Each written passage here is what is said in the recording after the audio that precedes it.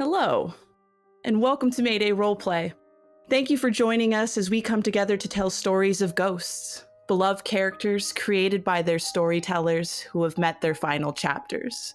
We here come to bear witness to last impressions and learn to say goodbye. This is the game known as Ghostfy. But before we turn our next page, some housekeeping is in order. We'd like to thank our handler-level Patreon contributors. Their involvement allows us here at Mayday to continue to produce and tell stories for your viewing pleasure. So thank you to Advance War Sammy, OG Pen, Bimblewart, Cameron S., Kirby's Double, Moria, Brandon C., Jonathan M., and Ren. If you too would like to contribute to Mayday, be sure to find us on Patreon. You'll get access to early releases, art, bi-monthly games run by Mayday, and our Discord server built around our wonderful community there. And expect VOD exclusive runs of Ghostfi by Mayday members, and a campaign diary in the near future. If you haven't heard, we have completed our 3rd season of our Delta Green series, Doomed to Repeat, which is now available along with our extensive catalog of completed seasons and shows on our YouTube channel for VODs, and anywhere you get your podcasts for audio-friendly versions. Be sure to join us bi-weekly live stream for our Vampire the Masquerade campaign, Vegas by Night. And as always, follow us on all major social media platforms or our website for updates on future content and other news. We would like to thank the wonderful guests who have come to tell stories with us. Top-tier creatives in the actual play and TTRPG scene, gifted storytellers, and their beloved characters. So be sure to follow their amazing work and all that they do in the description listed. Ghostfi is a game about death and grief and the complicated lives of complex characters. This actual play is intended for mature audiences, so please take care of yourself and be aware.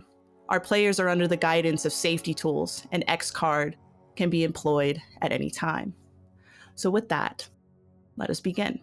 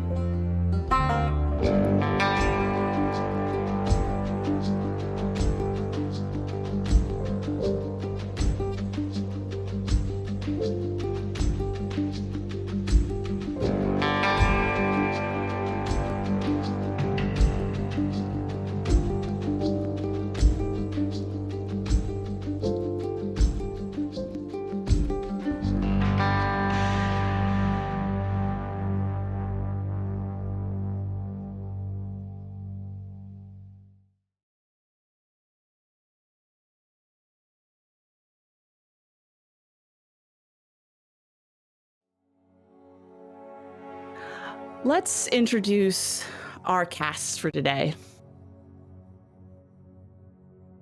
Hi, I'm Q, pronouns he, him, and I'll be playing St. Rollins Lodestone, also he, him.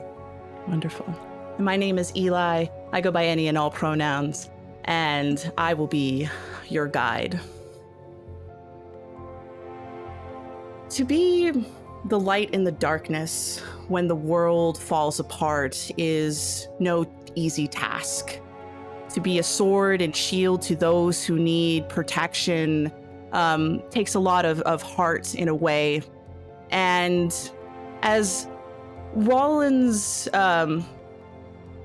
falls into that final moment among the living where everything slowly just dissipates away, where sight and sound seem to fall deaf, when the darkness seems to close all around them and they find themselves in the nothing, a most familiar space that they have come to know.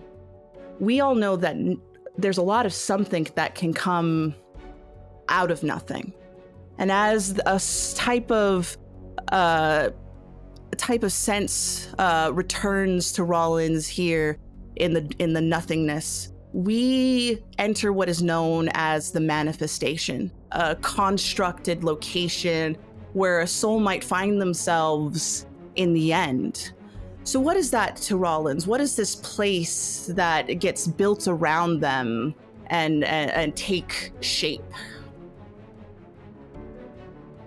The location is a road, a path, one that is dark on all sides, save for the lantern that he keeps with him.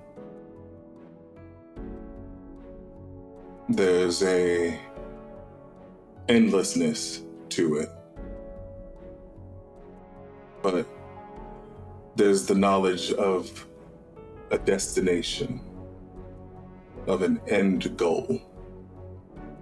What that looks like is unclear, but he knows to just walk ahead.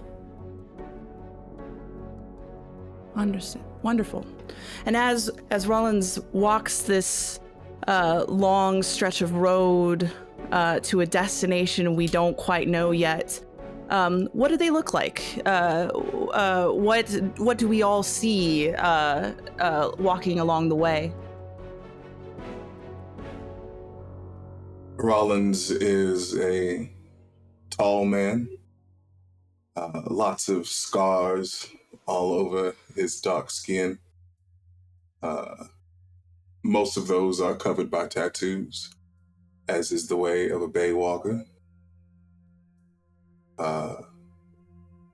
He's wearing a long trench coat that has the symbol of the Sainthood of Ashes on the back. There's a white coat under it that billows as he walks. He has 3 red marks on his cheek to signify the tribe that he married into, and then the 3 blue lines on his eye to signify war song, which is the tribe that he joined. One of the marks was even given to him in death at one point, because the grave mind works in mysterious ways. He's carrying a sword and a shield that looks to be made out of what at one point was a Motel 6 sign.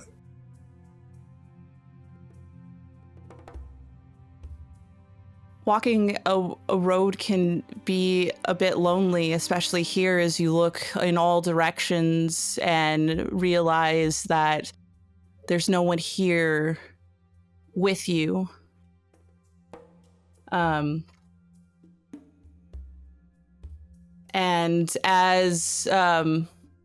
it can bring a sense of loneliness. There's no comforts of the familiarity of the others that may have shared your journey in life or those around you. It's just endless road that stretches on for miles. But there's a moment in which, as you walk, where the sounds of one set of footsteps perhaps becomes 2 sets of footsteps. And this is what comes to you is your guide, a person or thing or companion that has taken up the charge to share in this journey with you, so that perhaps you are not quite so alone. So what is that to you? Who comes to bear witness to these final moments down here? For a moment, Rollins expects it to be his wife, Knox. But the footsteps are too heavy.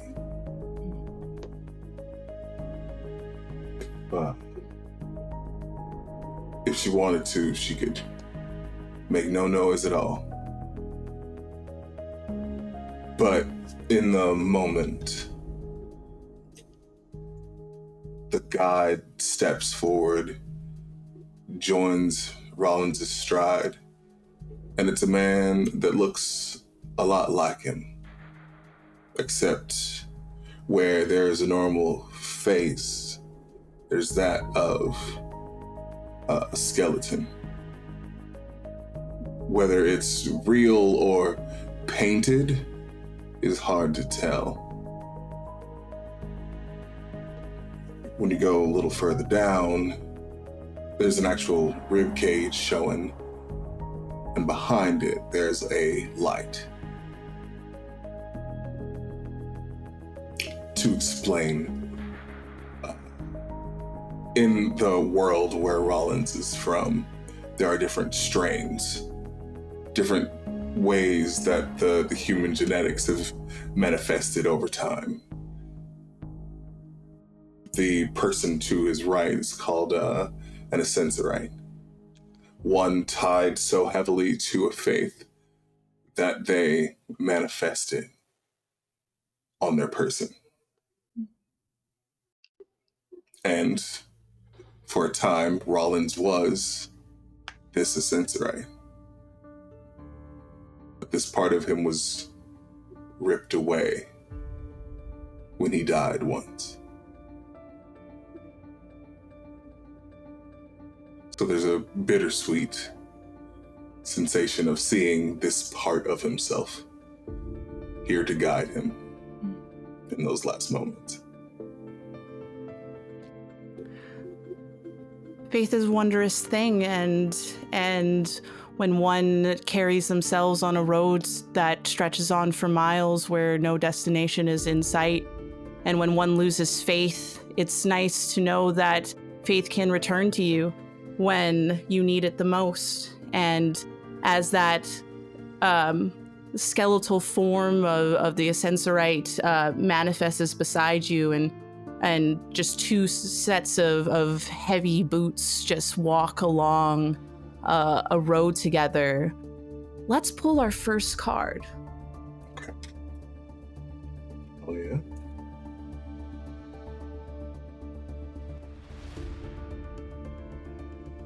Hey, there we go. They didn't want to shuffle. Okay. All right, first card. It is the Four of Clubs. Four of Clubs. Mm-hmm. So fours are a power card, which means that, which also is known as a stack card, which means that you can also pull an additional card here, and we will add that to the initial tether, and see how those two mixtures play into each other. Okay. So pull me another card. Hell yeah. Five of Diamonds. Five of Diamonds. Awesome. So clubs are first and foremost about the self, a personal affliction. And the Four of Clubs is heartbreak. The Five of Diamonds are about locations, places, and settings. So stacked upon a heartbreak is a favorite place from your childhood. So tell me about that. What causes such heartbreak, and maybe particularly in a place where one grew up? It was a little hideaway, a little hideout for me and my gang. Back when we were younger and far more foolish than I am now. We would take what we wanted because we didn't really have much other choice. When the world is beset by monsters and madmen, you do the best with what you got, and we didn't have much still. We found times to smile and enjoy ourselves. But that, as all things do, it eventually came to an end. We crossed the wrong folk. Thought we were a little too big for our britches.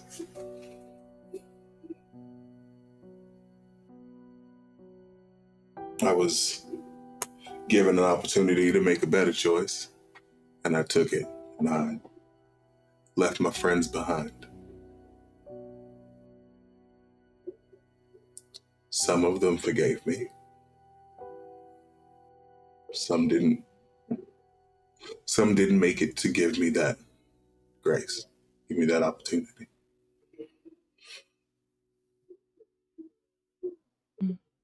Roll me a d4. 2. 2. 2 is a partial failure. Your actions fail here, but nothing gets worse.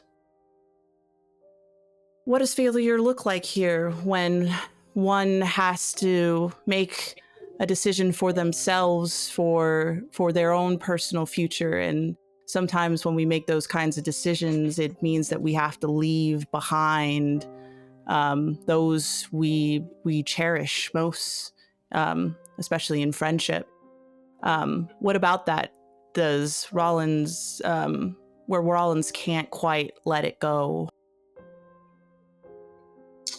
There's one of the many tattoos that he has on his body. One of them is a skull. It's got a little gator wrapped around it.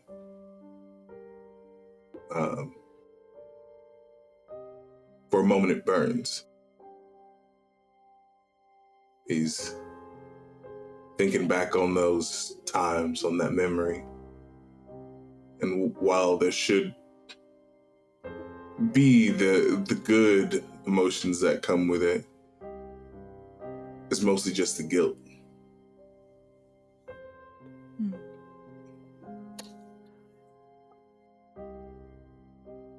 Roll me an additional d4. 4. 4. You rolled in evens here, and for a partial failure, that means that no progress will be made towards your success, your overall successes and failures here. But spite grows, a sense of resentment or anger or frustration, a connection to a most negative feeling and emotion. And friends are a very specific type of dynamic in which a person gets to share something beyond the familiar ties of family and the intimacy of relationships. There are people who give one a sense of community, especially when facing such troubling times of the end of the world. And when things happen and life changes us and we have to make those decisions to move forward without them sometimes, because that perhaps might be the best thing one can do for oneself, it still hurts, because in a way we love our friends and we love what they offer us, but sometimes those offerings just don't garner a better future, and we have to leave them behind. And as you said, it leaves just a scorching reminder on the skin that just burns and maybe even festers a little bit when one looks back at the marks that have been made on a soul. And no matter what we hope for our future, knowing that that was the best choice to make still doesn't allow it to be any less painful than it is. And no matter how much we look ahead down a road towards the next thing, we still feel it, and it still touches us, and it still reminds us that that in the past there was something good out of it, but it's not here anymore. And while some were able to forgive you and others didn't, and some never had the opportunity to even give you that forgiveness, and it's left up to the unknown, you carry them along with you, and it just slightly burns, and you can go and you can, even if you can reach and touch it, you can just feel the heat just radiating off that tattoo that leaves that ever reminder of those who were once there for you. And you return to the road. Standing next to you, a visage of yourself, of of your faith that that burned away at one point of your time, but it's returned to you. And as you look onto this image of this skeletal form of yourself, you are met with sensations of understanding beyond recognition, a level of empathy and openness that reminds you that you're not alone here, and that someone has come here to bear witness to the events that lay before you. And with that, we will pull our next card. As they're walking, I think Rollins puts the sword away. With two of them there, he can focus on the protection, and he does clap his other self on the shoulder. Thank you for being here.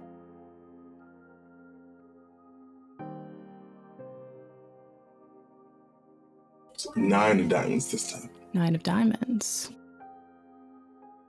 As we've recalled, diamonds are locations. And for the 9 of diamonds, that is a place to go when you feel alone. So what is that place to Rollins?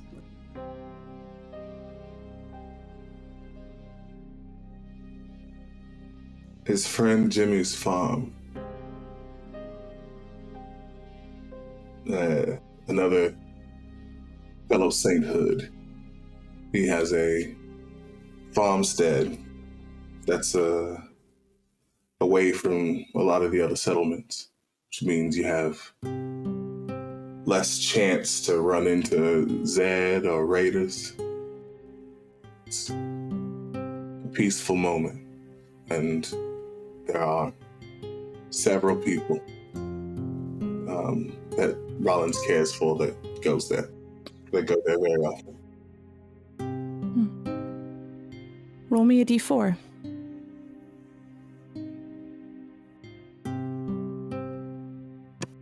Be a 4. A 4. A 4 is an absolute success, which means that you will automatically add 1 point to your overall success progress, and you will remove 1 bout of spite, which is what you have currently. Great. So, so what about this place makes the journey a lot lighter, makes everything a little bit easier, brings comfort to Rollins in the way that they can let go of everything? Memories of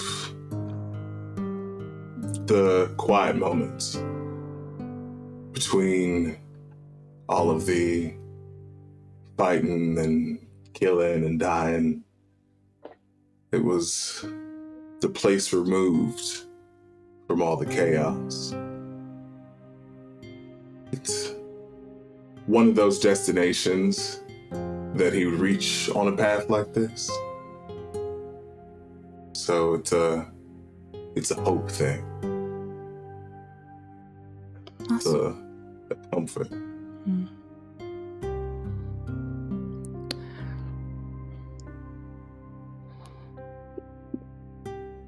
Dealing with the way the world has become for Rollins, it's comforting to be able to find a type of haven for oneself where they can retreat from all the loud, uncomfortable noise of carnage and destruction around them, where one can find companionship in a centralized location. And how fitting it is for it to be kind of a farm, a place where growth can happen, and where just the sense of comfort away from the world can be made.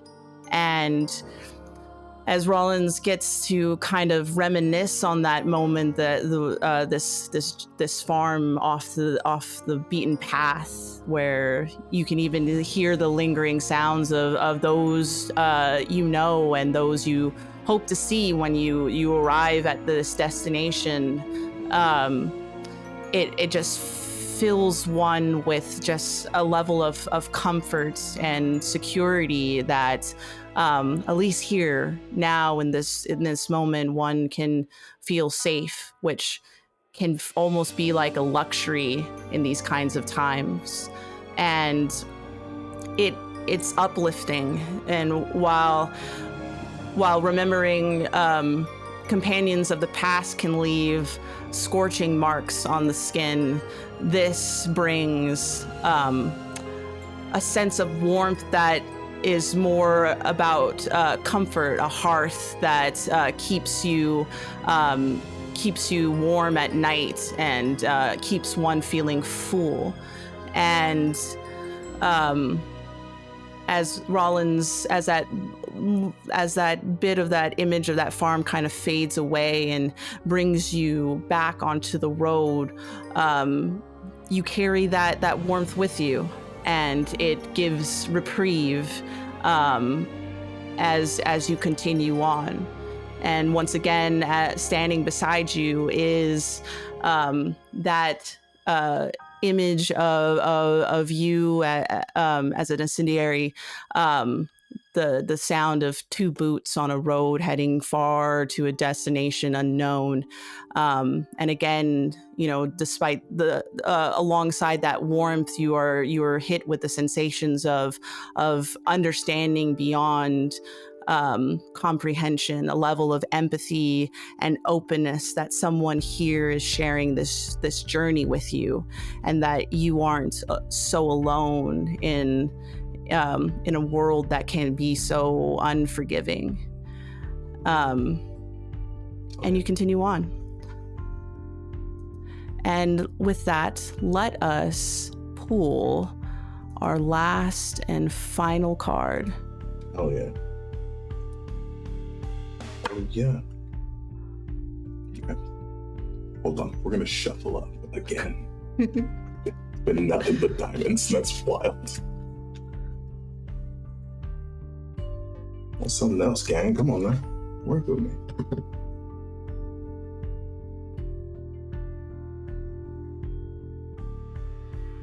There we go. All right, let's see what we got.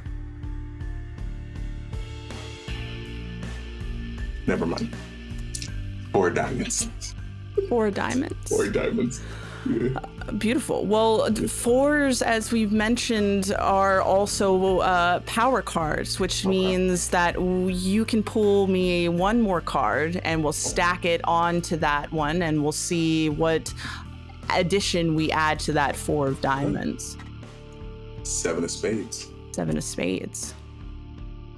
7s are also a power card, but since one has not... one no longer has spite in them, there's nothing to wager here. So we will disregard the wager. As we know, diamonds are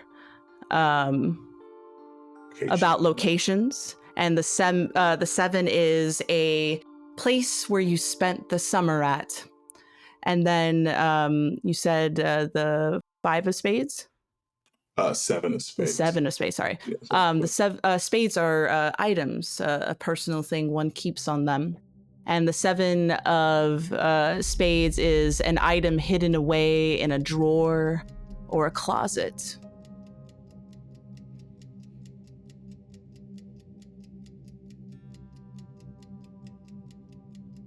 Sure.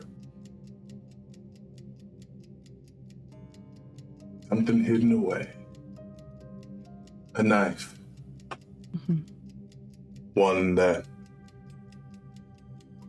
Rollins had kept with him because for a time he was a part of something that was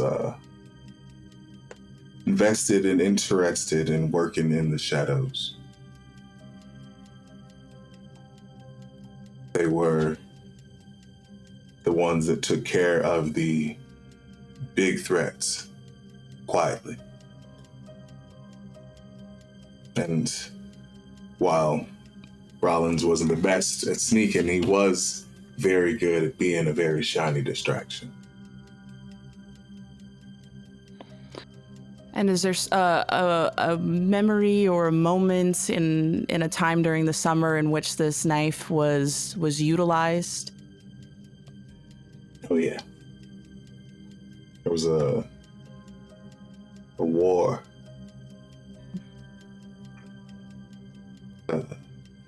Our people, the people of Gatorland, versus the ruling class of the Paradise Isles, the Rat Trap.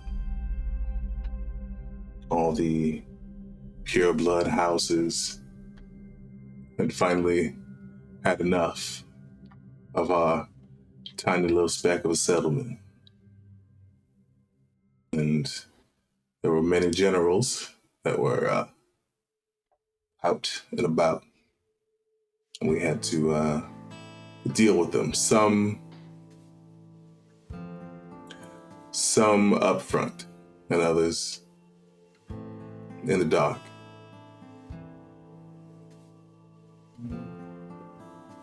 No names, even in death. But Rollins did get some work done. Roll me a d4. We try a new one, try a different one. Oh yeah, it's a 3.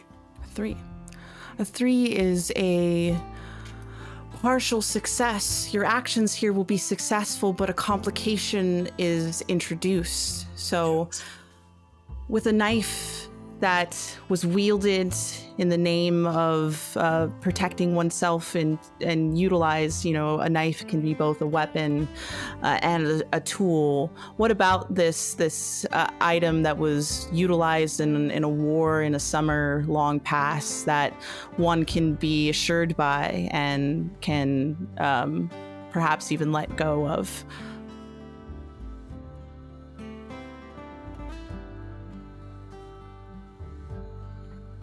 I think the knife is lost in someone else's hands now. The intentions of it are unknown. What the wielder chooses to do with it is unknown. We hope that they use it for good, for the greater good, like I once did. Roll me an additional d4. Heard. 3. 3. You rolled an odds here, which means that no progress will be made to your overall success and failure, but once again, spite returns to you. So why is that? Why, in the knowing that perhaps this tool can be was passed on and can be hopefully used with the same responsibility as you wielded it with, why does it still bring a level of resentment or bitterness to that knowledge? Because the world I'm leaving, what I've left, was not the same when I was wielding that weapon. There's been a change. And so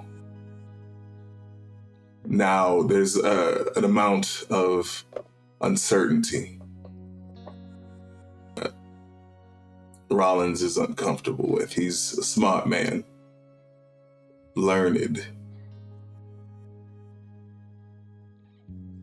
Sainthood pride themselves, pride. But they are teachers, educators.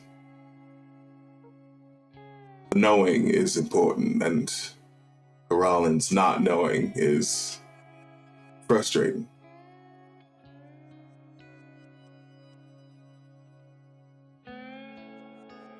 Sometimes it's not about the tool or the weapon, but it's more about the person who holds on to it and wields it, and the responsibility that individual takes when utilizing it.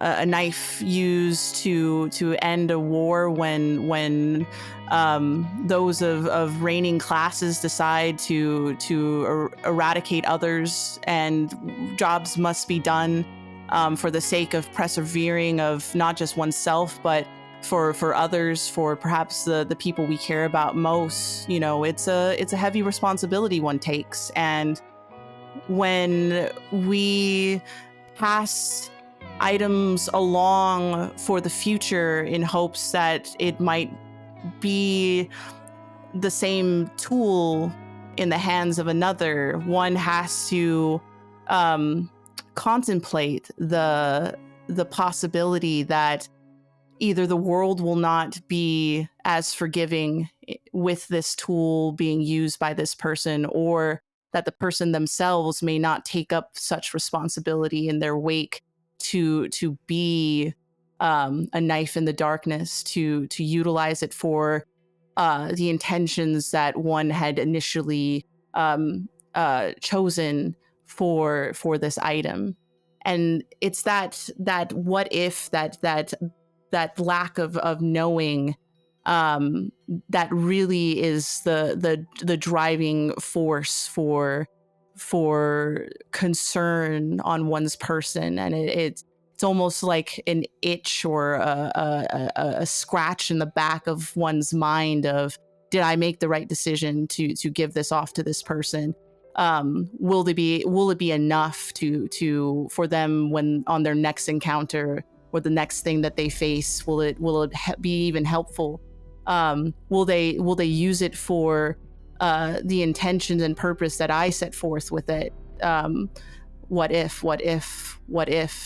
And those kinds of repetitions of concern, become more like burden on a shoulder, where that uncertainty, weighs a person down on it, and there's nothing that can be done because you walk a different path now, and that path does not include the tool in which you utilized for the betterment of others, and it's lost to you.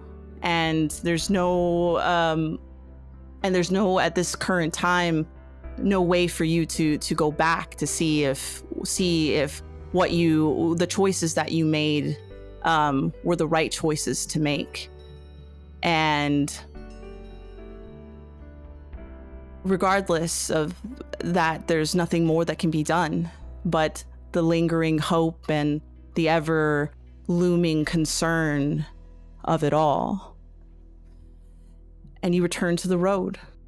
Beside you, a vestige of your faith, a time in which you were able to find faith and understanding, and you were once again met with a level of understanding beyond recognition, openness, and empathy, that someone is with you here, bearing witness to your journey and the taking those next steps with you on the road. And there's a moment where that vestige of yourself, that skeletal figure with a heart full of flame, is maybe takes a couple steps ahead of you. And it seems that they've kind of taken this lead to lead you somewhere else along this road. And where we go is what's known as the crossing. And the crossing represents locations in all different directions, which often can be represented as airports or bus stations and train stations, stairwells, forks in the road even, portals such as doors and gates, cave entrances, and even pools. So where does your guide lead you on this road that might lead into all sorts of different directions, where one might have to make a definitive choice in where to go next?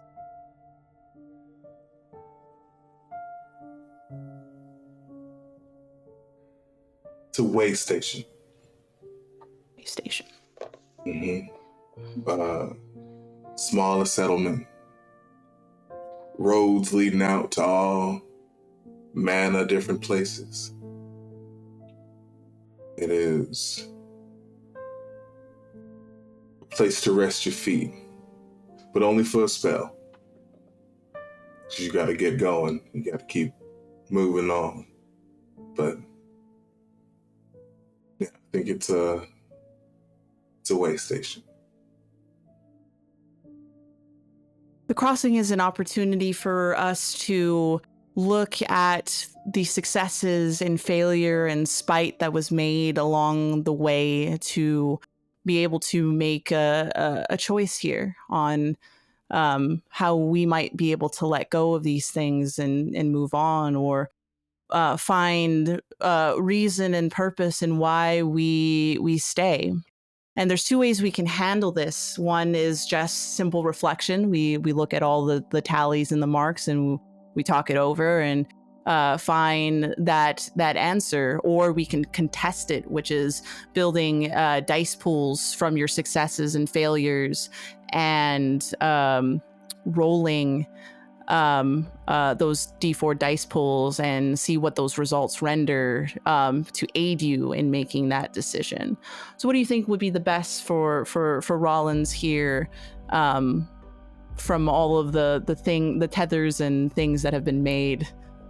Mm-hmm. So I got a full success, a partial success, and a partial failure, no? Yes. Okay. But with those secondary dice rolls, technically you've only earned yourself one success and no failure and one spite, from how it all shook out. Gotcha. So it come down to one roll. Essentially, yes. Yeah, I don't trust it. I like the reflection anyway. I like the reflection. Beautiful. So yeah, let's talk about it. You've earned one solid success, which was from your time at the farm, but the other cards you pulled were a bit of a kind of a toss-up, where there was uncertainty in whether or not it could definitively give you any progress, and earned you a little bit of spite despite it all. So how does Rollins feel about all of these moments? And how does Rollins want to utilize that to take that next step along this road? I think looking at it, taking it all in, especially the parts that were sort of a toss-up, right? The parts that still lingered and brought about spite. Those are parts of him that were glaringly obvious that he had issues letting go of his past.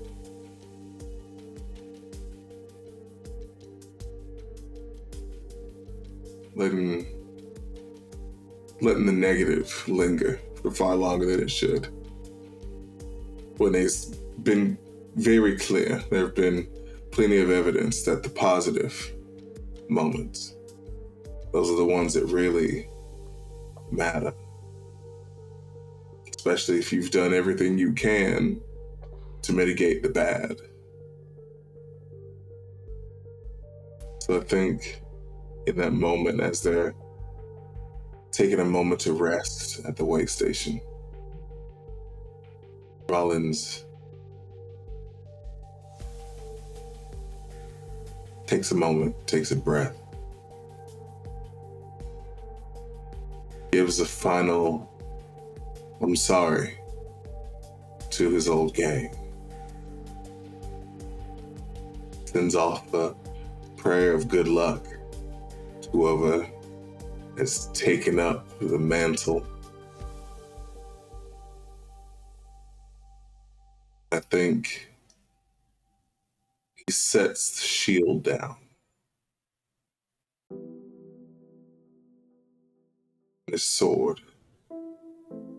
Keeps only the lantern with him. He looks looks at the different paths leading out of the way station. He sees one ahead of him. He looks to his guide. There are tears, but they're not sad. There's no regret. There's relief. Because Rollins looks far older than he ought to be. Far more tired than a man has any right to be at his age. He goes, I think I've left them with enough. I don't want them to worry about me anymore. And he takes his lantern and starts to walk down one of the paths that will eventually lead him to a valley. It's wide. There's a lot to it. Like the sun touches down on this valley on all parts. There's a peacefulness, a quiet, a solitude, but a welcome one.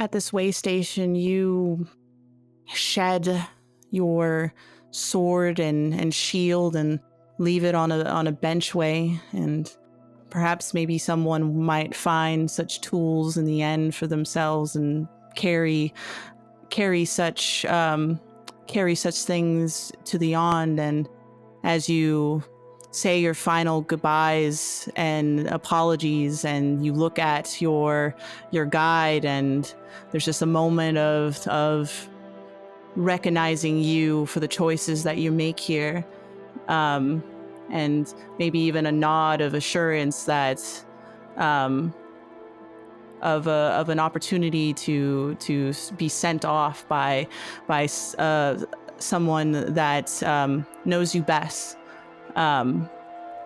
And you take up that lantern as the sun seems to kind of starting to set west, and you make your way down that road. You hit what we enter this epilogue, this last and final reflection for Rollins, where we can bring this story to a notable end, and Rollins can say goodbye in the way that he knows best. So what is that? What is that final thing as you be set forth towards a valley touched by golden sun, only led by a lantern? Think as he's walking, heading into the valley, from somewhere behind him, there's a song. It sort of drifts over to him. It's a recognizable voice. One that is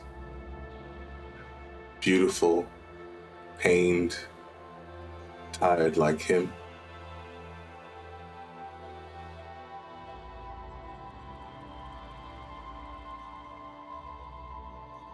They were lighting the hallway for each other.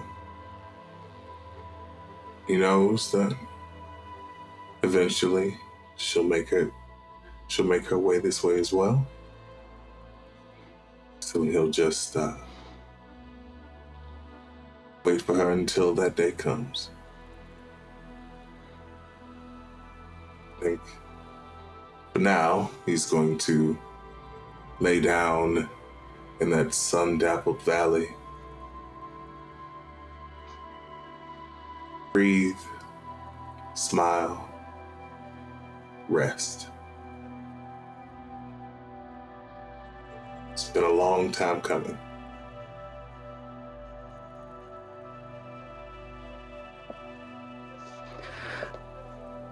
To be a sword and a shield for a world that became so most unkind, where humanity lost its sense of good, it makes one weary. And even that level of weariness can't be quelled by taking a rest at a way station. And as you pick up that lantern and carry on to become a light on the path for another who you hoped will find their way to you in the end, to set your sights on beautiful pastures in which one can finally have an opportunity to rest. You are bared witness by your guide who stays behind at that way station and watches just a lantern in the darkness carry itself on, knowing well that where it goes, where that light will find itself, will be a place of comfort and rest for a weary soul who has done all that they can along the way for friendship, for hearth and home, to hopefully be a tool of change in their time. And as that guide, a skeletal-like figure with a hearth of fire, watches on until the light kind of fades into this golden sunset that slowly sets in a west. So too does the manifestation starting from the east starts to just kind of pull in, and the images of this long and stretched out road that did not have a destination until it was quite defined begin to fade away. These images of familiar faces fade back into the darkness. A farm dissipates, and eventually too this way station fades away, leaving nothing but this last and lingering heart light. And the shield. And the shield, yeah. And the shield, yeah. And the shield. The shield's probably glowing too. Yeah, it just leaves that just lasting emblem of who was here, who was a protector of this world, and hopes in some way to never be forgotten. And that too eventually fades into the darkness until that last bit of golden rays sink into the horizon, and we fade back into the nothingness. That is where we'll end our story here today, and the story of Rollins. Wonderful. Hell yeah. Hell yeah. Amazing. Guys, thank you so much for joining us today, telling this wonderful story. Let us once again reintroduce our cast, and Q, please tell us where one can find you. What are the wonderful things you get up into, and all of those good bits in between? Doing truly too many things. Hi, I'm Q, your friendly neighborhood cowboy maker. When you can't find me here, you can see me out on the internet at Midnight Inc. That's Midnight_INQ. Q's my name. I'm sure you get it. Save a horse, ride a cowboy. So I have lots of different games. Tuesdays, I have alternating games. One is Nephilim Tenebris over on Live from the Apocalypse with one Eli. Then the opposite Tuesdays, I am over on Entropy Emporium for They Call Us Villains, which is a masks horror game. It's been a wild time. To be sure, you should come in and check it. And then every other Thursday, you can see me over again on Live for the Apocalypse for Redacted, a psychological thriller game where we are all full of ghosts. It makes sense if you go see it. And then alternating Saturdays, I have Class Reunion, also on LFTA. 5 people got isekai'd. And then there's also one of their roommates. I'm the roommate. I got a lot of other stuff like in the works or like stuff that I can't talk about, but just know that I'm out here booked and busy. But feel free still to come and say hello and like ask me to do stuff because I'll make time. Hell yeah. Wonderful. Thank you again, Q, for telling this wonderful story with us, and for all of you who came to hear this wonderful tale of Rollins. This is not the only ghost story we're telling this month of October. We have 13 ghosts total who are coming here to tell their wonderful stories. 6 amongst them wonderful guests who have brought characters in to tell these tales. So be sure to stick around here on Mayday and continue to come back all the way to the 31st to hear all these wonderful tales of these amazing characters. If you liked Ghostfi and are curious about it and would love to see what it can bring to not only your table but maybe even for yourself, this was a game that I wrote in 2022 in hopes to give players and storytellers the opportunity to explore moments of the lives of characters that they put their hearts and souls into. And maybe hopefully bring some clarity and catharsis towards those chapters when they close. So again, if you want to see what that might be for you, go look down in our description link below and pick up a copy for yourself and see how Ghostfi might be the game for you. Until then, thank you again so much for joining us, and we'll see you soon. Have a good one.